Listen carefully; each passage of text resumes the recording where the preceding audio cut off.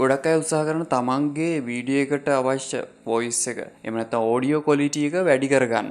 ඉතින් මේක මයික්‍රොෆෝන් එක හරහා වෙන්නේ විවිධාකාරයේ මයික්‍රොෆෝන් නැති. ඉතින් ගොඩක් අය මගෙන් අහනවා කොහොමද ඔයා ඔය විදියට ඔඩියෝ එක එඩිට් කරන්නේ කියලා. ඉතින් ගොඩක් වෙලාවට මම එඩිටිං වලදී ලොකු දෙයක් කරන්නේ නැහැ. අතරම රෙකෝඩ් වෙනකොටම තමයි ගොඩක් දේවල් මම කරගෙන තියෙන්නේ. ඉතින් අද මේ වීඩියෝ එකෙන් මම කියලා දෙන්න යන්නේ කොහොමද මම ඔඩියෝ එක රෙකෝඩ් කරන්නේ. ඒ වගේම ඊට අමතරව අපිට කොහොමද ඔඩියෝ ක්වොලිටි එක වැඩි කරගන්න පුළුවන් වෙන්නේ කියලා මේ වීඩියෝ එකෙන්. ඉතින් මගේ channel එකට අලුත් කෙනෙක් නම් මම මිලා මදුශංක. එහෙනම් අපි ඉක්මනටම ඉන්ට්‍රෝ එකට ගිහින් ඇවිල්ලා කතා කරමු මේ ක්‍රම ගැන.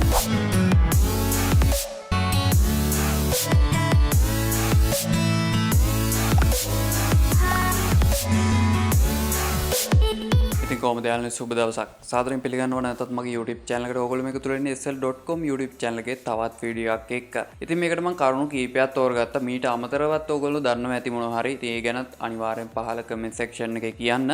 ඉතින් පළවෙනි දේ තමයි ඔයාගේ මයික්‍රොෆෝන් එක. ඔයා මිල අධික මයික්‍රොෆෝන් එකක් භාවිතා කරන වෙන්න පුළුවන්. ඒ වගේම අඩු මිලට මයික්‍රොෆෝන් භාවිතා කරන අයත් ඇති. ඉතින් මම මේ භාවිතා කරන BM800 කියන condenser මයික්‍රොෆෝන් එක. මීට අමතරව මම සාමාන්‍යයෙන් Boya BY-M1 කියන ලැවලිය මයික්‍රොෆෝන් එකක් භාවිතා කරනවා. ඉතින් මේ මයික්‍රොෆෝන් දෙකම බජට් ලෙවල් එකේ එහෙම නැත්නම් අඩු මුදලට අපිට ලබා ගන්න පුළුවන්. ඉතින් ටිකක් ඉහළ අගයකට යනවා නම් අපිට Zoom H1n ඒ වගේම Zoom H1 වගේ මොඩල් වලින් අපිට හොඳ මයික්‍රොෆෝන් ලබා ගන්න පුළුවන්. ඉතින් ගොඩක් YouTubers ලා කරන්නේ මෙන්න මේ මයික්‍රොෆෝන් හරහා රෙකෝඩ් කරන එක. ඉතින් ඔයාගේ අවශ්‍යතාවය අනුව තමයි ඔයාට මයික්‍රොෆෝන් එක තීරණය කරගන්න වෙන්නේ. සමහර විට ඔයාට මේ විදිහට කැමරා එක ඉස්සරහට අවිලා කතා කරන්න සිද්ධ වෙන්න පුළුවන්. එහෙම නැත්නම් ඔයා කැමරා එකට එන්නේ නැතුවත් කතා කරන්න පුළුවන්. ඉතින් ඒ වගේ අවස්ථාවක ඔයාට ලැවලිය මයික්‍රොෆෝන් එකක් එහෙම නැත්නම් මෙන්න මේ වගේ condenser මයික්‍රොෆෝන් එකක් භාවිතා කරන්න පුළුවන්. එහෙම නැත්නම් ඔයාට මේ විදිහට කතා කරද්දී shotgun mic එකක් භාවිතා කරන්නත් පුළුවන්කම ලැබෙනවා. ඉතින් මයික්‍රොෆෝන් එකක් භාවිතා කරද්දී මයික්‍රොෆෝන් එකේ දුර ගොඩක්ම වැදගත් වෙනවා. ඉතින් දුර අනුව ඔයාගේ ඔඩියෝ ක්වොලිටි එක වෙනස් වෙනවා. මයික්‍රොෆෝන් එකක් භාවිතා කරද්දී ඕගොල්ලෝ දැනගන්න ඕන හරිම ස්ථානයේ මයික්‍රොෆෝන් එක තියාගන්න. උදාහරණයක් විදිහට ඕගොල්ලෝ පේනවා දැන් මම මේ කතා කරන්නේ මයික්‍රොෆෝන් එක ළඟට අරගෙන. මේක දුරින් තියලා කතා කරා නම් මීට වඩා ඔඩියෝ ක්වොලිටි එක අඩු වෙනවා. ඒ වගේම ඔයාට shotgun mic එකක් භාවිතා කරන්න පුළුවන්. shotgun mic එකක් භාවිතා කරනවා ඔයාට කැමරා එක උඩින් සම්බන්ධ කරන්න පුළුවන්.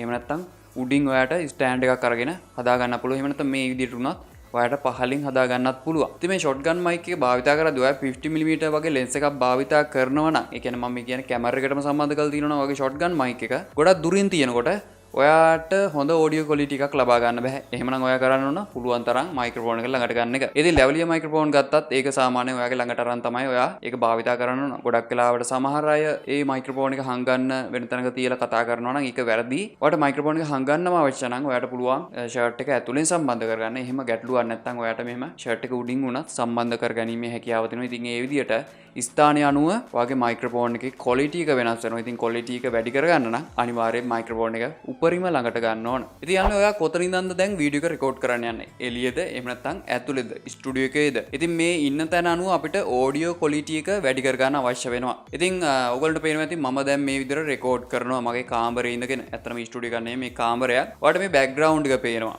මම පාට ගාලා බිත්තියේ තියෙන්නේ. ඒ වගේම මගේ කාමරේ ඉකෝ නොයිස් එක වැඩි. දැන් මම මේ විදිහට අප්පුඩියක් ගහම ඕගොල්ලන්ට ඇහෙනවා ඇති දෝංකාරය ගොඩක් තියෙනවා ඇති කියලා මම හිතනවා. ඉතින් මේක අඩු කරගන්න නම් ඔයාට කරන්න වෙන්නේ sound proofing foam එහෙම නැත්නම් bed sheet වගේ මොනවා හරි ඝන දෙයක් භාවිතා කරන්න. ඉතින් ගොඩක් අය මගෙන් අහලා තිබුණා කමෙන්ට් කරලා කොහොමද ඔයා ඔඩියෝ එක එඩිට් කරන්නේ කියලා. ඇත්තටම මම ඔඩියෝ එඩිට් කරනවා කියලා ලොකු දෙයක් කරන්නේ නැහැ. මම ඉන්න තැනම මේ පොළවට මම දානවා ඝන රෙද්දක්. එහෙම නැත්නම් bed sheet එකක්. එහෙම දෑම මම කතා කරන දේ පහලට ගිහිල්ලා වැදිලා නැවත එන්නේ නැහැ මයික්‍රොෆෝන් එකට. ඉතින් ඒක මට ගොඩක් ප්‍රයෝජනවත් වෙනවා මගේ ඔඩියෝ ක්වොලිටි එක වැඩි කරගන්න. ඒ වගේම මේ කැමරා පිටිපැත්තෙනුත් මම බෙඩ් ෂීට් එකක් ඇදලා තියෙන්නේ. ඉතින් එහෙම ඇද්දම මම කතා කරන දේ මේ පැත්තට ගියා කියලා නැවත ඇවිල්ලා මයික්‍රොෆෝන් එකේ ගැටෙන්නේ නැහැ. එතකොට තමයි අර දෝංකාරය වැඩි වෙන්නේ. ඒ වගේම මගේ වම් පැත්ත සහ දකුණු පැත්තෙත් මේ විදිහට මම කවර් කරලා තියෙනවා. නමුත් අද නම් මම එච්චර දෙයක් කළේ නැහැ. සාමාන්‍යයෙන් මම වීඩියෝ එකක් කරනකොට අන්න ඒ විදිහට පුළුවන් හැම පැත්තම කවර් කරනවා පුළුවන් වෙලාවට. එහෙම කවර් කරාන් පස්සේ අර ඉකෝ නොයිස් එක අඩු වෙලාම යනවා. අපි කතා කරන දේ හරි වෙලාවට මයික්‍රොෆෝන් එකට ලැබෙනවා. ඉතින් අර දෝංකාරය වගේ දේවල් නැති වෙලා යනවා. ඉතින් ඔයාගේ කාමරේ, ඔයාගේ ස්ටුඩියෝ එකේ මොනවත් නැත්නම් ඔන්න ඉකෝ නොයිස් එක ගොඩක් වැඩි. එහෙනම් ඔයාට බිත්ති හැමතැනම කර්ටන් හරි මොනවා හරි රෙදි වලින් මේක ආවරණය කරන්න වෙනවා. එහෙම නැත්නම් sound proofing foam වලින්. ඉතින් ඔයා දැකලා තියෙ ගොඩක් YouTubers ලා තමන්ගේ කාමරේ ඉකෝ නොයිස් එක අඩු කරන්න විවිධ ක්‍රම භාවිතා කරනවා. මගේ කාමරේ මම කලින් කරපු කරපු දේ තියෙන බඩු මුට්ටු ඔක්කොම අයින් කරා. අයින් කරාම කලින්ට වඩා ඉකෝ නොයිස් එක වැඩි. හේතුව තමයි මේ බිත්ති එහෙම නැත්නම් කාමරේ ගැටෙන්න තියෙන දේවල් අඩු වෙනවා. ඒ කියන්නේ මම කතා කරන දේ කෙලින්ම ගිහිල්ලා බිත්ති වල වැදලා නැවතත් එනවා මගේ ළඟට. එහෙම නැත්නම් මයික්‍රොෆෝන් එකට ගන්නවා. ඉතින් මේක අඩු කරන්න මම නැවතත් අර අයින් කරපු දේවල් කාමරේට දෑවා. එතකොට ඉකෝ නොයිස් එක ගොඩක් අඩු වුණා. ඒ කියන්නේ ඔය කාමරේද ස්ටුඩියෝ එකේද ඔයාට මොන හරි භාණ්ඩ තියෙනවා නම් ඒව ඒ විදිහටම තියෙන්න ඕන. හේතුව තමයි අර ගැටෙන ප්‍රමාණය අඩු වෙනවා බිත්ති අතර. දෝංකාරය අඩු වෙනවා. එහෙම නැත්නම් ඔයා ස්ටුඩියෝ එකක් කරනවා නම් ප්‍රශ්නයක් නැහැ. ඔයාට කර්ටන් ඇදලා ලස්සනට හදා ගන්න පුළුවන්. ඉතින් ඔයාට මේ විදිහට බිත්තිය පේන්න අවශ්‍ය නම් ඔයාට අනිත් තුන් පැත්ත කවර් කර ගන්න පුළුවන් බෙඩ් ෂීට් හෝ වෙනත් ක්‍රමයක් හරහා sound proofing form හෝ මේ හරහා ඔයාට පුළුවන් කවර් කරගන්න. එතකොට අර ඉකෝ නොයිස් එක අඩු වෙලා යනවා. ඉතින් ඊළඟට ඔයා එළියේදී රෙකෝඩ් කරනවා නම් ඔයාට ඔඩියෝ ක්වොලිටි එක මෙතෙන්දිත් හදා ගන්න අවශ්‍යයි. ඉතින් ඕගොල්ලෝ දැකලා ඇති එහෙම නැත්නම් අහලා ඇති මෙන්න මේ වගේ ෆිල්ටර් ගැන. වින්ඩ් ස්ක්‍රීන් ඒ වගේම ඩෙඩ් කැට් එහෙම නැත්නම් පොප් ෆිල්ටර් වගේ දේවල්. ඉතින් මේ පොප් ෆිල්ටර් වගේ දේවල් නම් එළිය භාවිතා කරනවා අඩුයි. ඉතින් මේ හරහා කරන්නේ පිටින් තියෙන අනවශ්‍ය නොයිස් අඩු කරලා දෙන. ඉතින් හුලඟක් හැමුවත් ගොඩක් වෙලාවට මේව ෆිල්ටර් කරලා දෙනවා. මේ හුලන් සද්ද එන්නේ නැති තරමට මේකෙන් ෆිල්ටර් වෙලා එනවා. ඉතින් ඒ නිසා ඔයා එලිමහන් රෙකෝඩ් කරනවා මේ වගේ ෆිල්ටර් එහෙම නැත්නම් ඩෙඩ් කැට් වගේ ෆිල්ටර් භාවිතා කරලා ඔයාට පුළුවන් නොයිස් එක අඩු කරලා හොඳ ඔඩියෝ ක්වොලිටි එකක් ලබා ගන්න. ඔයා DSLR කැමරා එකක් භාවිතා කරනවා නම් ඔයාට පුළුවන් ඔඩියෝ එක පාලනය කරන්න. ඒ කියන්නේ ඔඩියෝ ලෙවල් එක. ඔයගොල්ලෝ dB ගණන් වලින් අහලා ඇති. ඉතින් මේ 12ට වැඩියෙන් එහෙම නැත්නම් 6ට අඩුවෙන් වගේ තියාගත්තොත් මේ අතර තියාගත්තොත් ගොඩක් වෙලාවට හොඳ ඔඩියෝ ක්වොලිටි එකක් ලබා ගන්න පුළුවන්. පිටින් එන අනවශ්‍ය ශබ්ද පවා අඩු වෙනවා. මොකද මේක මට්ටමකට තමයි ඔඩියෝ එක එහෙම නැත්නම් මයික්‍රොෆෝන් එක අපි දීලා තියෙන්නේ. මොකද පිටින් එන වැඩිපුර ශබ්ද එන එක නවත්ත ගන්න. ඉතින් මමත් කරලා තියෙන ගොඩක් වෙලාවට කැමරා එකේ මේ ඔඩියෝ එක ගොඩක්ම අඩු කරලා තියෙන ලෙවල් එක. ඉතින් එතකොට මම ළඟින් ඉඳන් කතා කරන දේ තමයි ගොඩක් දුරට ඇහෙන්නේ. නමුත් එළියෙන් එන ශබ්ද බද්ද ඇහෙන්නේ නැහැ කියන නෙවෙයි. ඉතින් ගොඩක් දුරට ඒ ප්‍රශ්නය මගහැරනවා මේ ලෙවල් එක අඩු කරාම.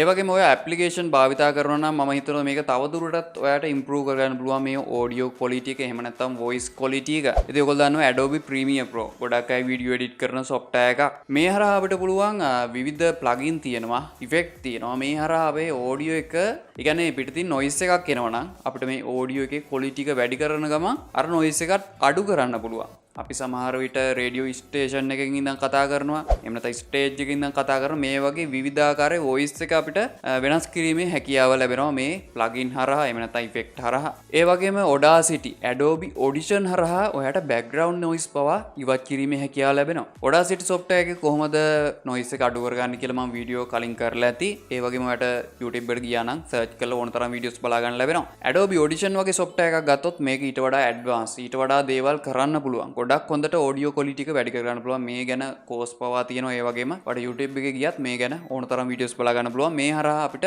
නොයිස් එක ගොඩක්ම අඩු කරලා තමන්ගේ වොයිස් එක එහෙම නැත්නම් ඔඩියෝ ක්වොලිටි එක හොඳ ප්‍රොෆෙෂනල් මයික්‍රොෆෝන් එකක් වගේ වැඩි කරගැනීමේ හැකියාව දෙනවා. ඉතින් ඒ ගැන ටියුටෝරියල් හොයලා බලන්න. අනිවාර්යයෙන් වගේ ඔඩියෝ ක්වොලිටි එක වැඩි කරගැනීමේ හැකියාව ලැබෙනවා. ඉතින් අවසානයේදී ඔයා කරන්න ඕන ඔයාගේ ඔඩියෝ ක්වොලිටි එක හරි මට්ටමේ හරි ක්වොලිටි එකට ආවද කියලා. ඔයාට අවශ්‍ය ක්වොලිටි එකට ආවද කියලා. ඒ වගේම ඔයගොල්ලෝ දන්නවා ගොඩක් වෙලාවට සමහර අය මටත් කියලා තිනවා මගේ මුල් වීඩියෝ පවා බැලුවොත් ඒ වගේම මේ ළඟදී හදපු වීඩියෝ වලත් ගොඩක් අය කියනවා ඇහෙන්නේ නැහැ කියලා. සමහර අයගේ ෆෝන් වලින් වොලියුම් එක වැඩි කරත් ගොඩක් වෙලාවට ඇහෙන්නේ නැහැ කියනවා. ඒ කියන්නේ එලිමහන වගේ මේක අහගෙන ඉන්නවා නම් ගොඩක් වෙලාවට ඇහෙන්නේ නැහැ. ඉතින් මේකට එකම හේතුව ඔයාගේ dB level එක, audio level එක සාමාන්‍ය ඍණ 6ත් ඍණ 12ත් අතර තියාගන්න බලන්න.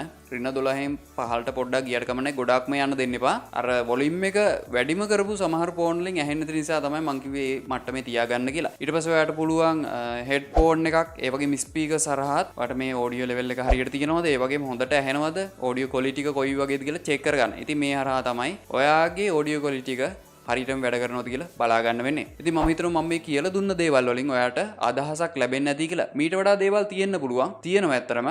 ඒ ගැනත් ඔයගොල්ලෝ දන්නවා අනිවාර්යෙන් කමෙන්ට් සෙක්ෂන් එකෙන් කියන්න පහලින් හැමෝටම බලා ගන්න. ඒ වගේම වීඩියෝ එක හොඳට ලයික් එකක් දාන්න, කැමති නම් විතරක් ෂෙයා කරන්න, යාළුවන්ටත් බලා ගන්න. සබ්ස්ක්‍රයිබ් කරපු නැති කෙනා නම් දැම්ම සබ්ස්ක්‍රයිබ් කරලා ඊට හැප තියෙන බෙල් අයිකන් ක්ලික් කරලා නොටිෆිකේෂන් ඔන් කරගන්න. ඒක තමයි මම වීඩියෝ එකක් දාපු ගමන් ඔයාට බලා ගන්න ලැබෙන්නේ. ඉතින් මේ වගේ තවත් වීඩියෝ එකකින් හැම වෙනතුරු සුබ දවසක් ගිහින් එන්න.